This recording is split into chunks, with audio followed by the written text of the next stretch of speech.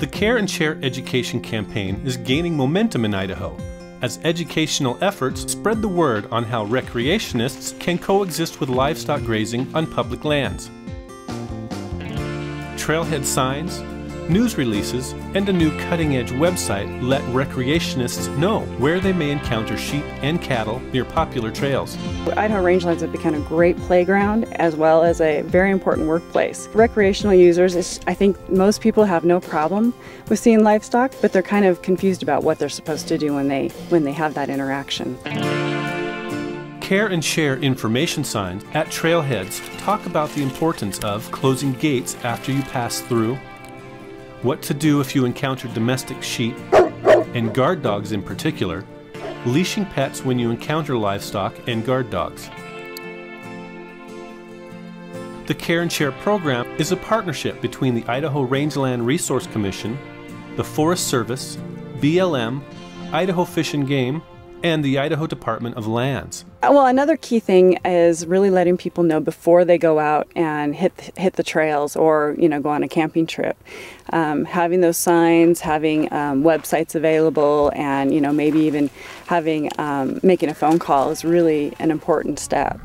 It's a real positive thing for all of us, and we don't want seeing livestock to be a negative thing for them. John Kurtz of the BLM explains how the system works. We're here at the Croy Creek Trailhead, which is about 3.5 miles just west of Haley. And this is actually in the road around allotment. And sheep actually do come through here a couple of times a year. Normally they trail out the main county road and then come through this area, come up the hills back behind us, and then continue to graze up into the next drainage over into what they call bullion drainage, and they're usually there for a couple of weeks in the spring and then come back in the fall. And as they come through the area, what we do is provide information here at the trailhead with signs like this, basically notifying when the sheep are going to be in the area, so people know and are aware of what's going on and what to expect as they're out there riding or hiking on the trail system. We put on here a start date and a stop date, so when people know, if it's between that date, that they really should anticipate seeing sheep in the area. And then we also, at the bottom, provide a contact information, so if there are questions or concerns, that they can give us a call at any time, and we can help provide answers or feedback for them.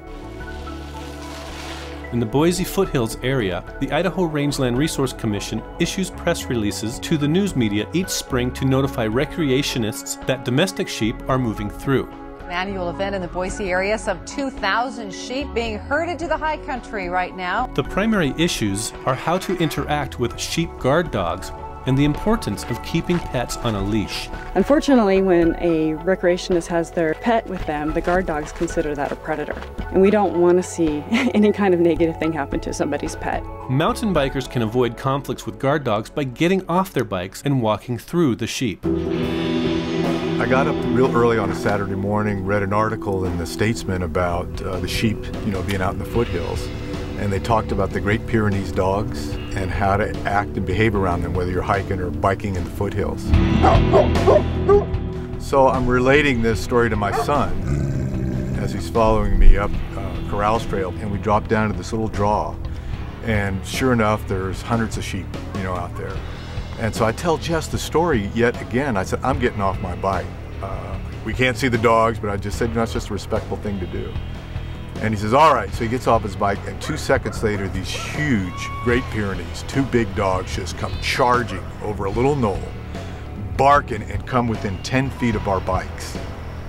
And we're off of them, and they stop, they look at us, and then they just turn around and take off. And Jess and I look at each other saying, it worked. If you get off your bike and talk to the dogs, let them know that you're human, you should be okay. Don't try to run from the guard dog or run from the band of sheep or try to go through them in a hurry to get through them quickly, because that's going to do nothing but antagonize the dogs to actually come after you. The Blaine County Recreation District has built the sheep turnout dates into its new website so people can see which trails might be affected. The idea here is for people to be able to see before they go out, to be able to see. And if they want to go see sheep, then great. Here's how you can go out there and see a sheep band on a hillside, and here's where you can probably find them, kind of thing. Or if you want to go out and not have to worry about crossing through a band of sheep, then perhaps you pick another trail to go on for that day. The website, www.bcrd.org, is funded through a grant from the BLM. It helps provide timely information about trail etiquette, trail status in the spring when conditions are muddy, and livestock grazing. With more than 400 miles of trails in the Wood River Valley, recreationists have many options to choose from. That's the great thing about the Wood River Valley. I mean, there's so many trails and so many opportunities, and the sheep are only in areas for a short amount of time, you know, in one drainage or another.